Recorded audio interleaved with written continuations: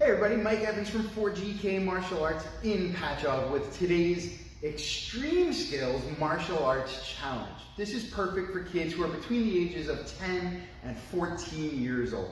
Now, before you jump into a challenge with this age group, it is important to recognize that just because of their stage of development and the things that are going on in their brains and in their bodies, it takes a little motivation to get them to be able to do things. So make sure that you explain to them how this is going to help them with their martial arts as you go, so they can make that intellectual connection to what they're about to try. So our skill today is momentum. Momentum is our ability to get up, get going, and maintain that motion no matter what happens, even if we have to change directions. As a martial artist, this is very important because it's how we're able to move to the side and still attack. In life, however, we still use this skill. Every time we set a goal and something gets in our way, we find a way to get around it, but to keep moving forward. Kind of like how schools are closed right now, but we're still finding a way to teach these martial arts lessons. For this drill, what you're going to need is a ball. Now, I know not everybody has a ball laying around, but I happen to have a dodgeball.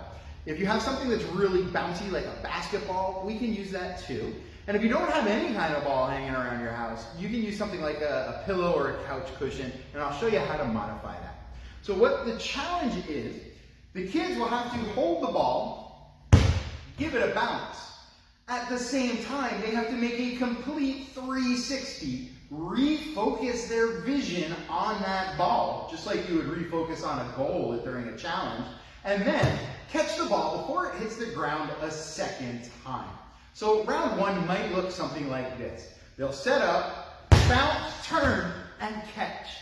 Now, if you only have a pillow, something like that you could throw at them, round one, you'd say go, throw them the ball, nice slow lob, let them catch it. And then each time you get either a little closer or a little faster as you go. Make sure that it is challenging but attainable.